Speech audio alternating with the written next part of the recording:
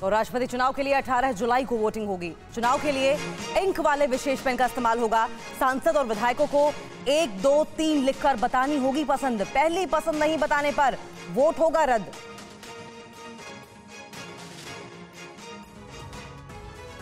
चुनाव आयोग ने राष्ट्रपति चुनाव की तारीख का ऐलान कर दिया है। इसके साथ अधिसूचना जारी करते हुए मुख्य चुनाव आयुक्त ने बताया कि राष्ट्रपति चुनाव के लिए 29 जून तक नॉमिनेशन फाइल किए जा सकेंगे, जबकि 18 जुलाई को देश के अगले राष्ट्रपति के लिए वोटिंग होगी।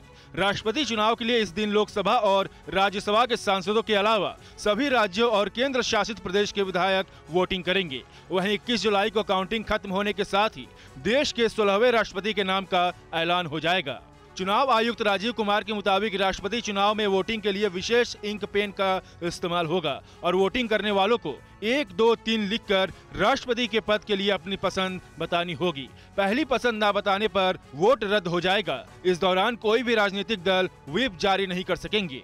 पिछली बार 17 जुलाई 2017 को राष्ट्रपति चुनाव के लिए वोटिंग हुई थी, जबकि मतगणना 20 जुलाई को पूरी हुई, जिसमें रामनाथ कोविंद ने लोकसभा की पूर्व स्पीकर मीरा कुमार को 3,34,730 वोटों से हराया था। राष्ट्रपति रामनाथ कोविंद का कार्यकाल 24 जुलाई को खत्म हो रहा है। और 18 जुलाई को होने वाले राष्ट्रपति पद के चुनाव को लेकर सभी पार्टियों ने अपनी अपनी कमर कस ली है। आइए 60 सेकंड्स की रिपोर्ट में देखते हैं कि एनडीए और यूपीए का चुनावी गणित क्या है। राष्ट्रपति पद के लिए चुनाव की तारीख तय होने के साथ ही राजनीतिक पार्टियां इस चुनाव को लेकर अपनी अपनी गणित बनानी शुरू कर दी है। वैसे तो आमतौर पर माना तो यही जाता है कि केंद्र में जिसकी सरकार होती है, राष्ट्रपति चुनाने में उसका ही दबदबा होता है।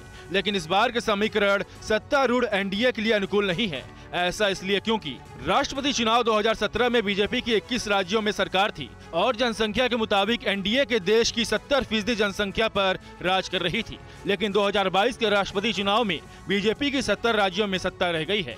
वहीं महाराष्ट्र, राजस्थान, छत्तीसगढ़ और झारखंड जैसे महत्वपूर्ण राज्यों बीजेपी के हाथ से छूट गई है, जिसकी वजह से एनडीए का शासन 70% आबादी से फिसलकर 49.6% आबादी तक सिमट गया है।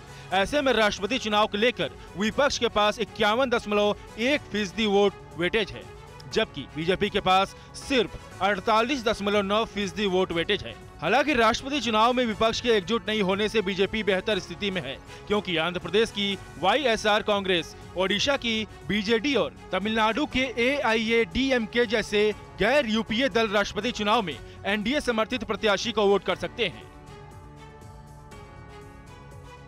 अड़ी सोमवार से शुक्रवार शाम 6 बजे सिर्फ TV9 भारतवर्ष पर।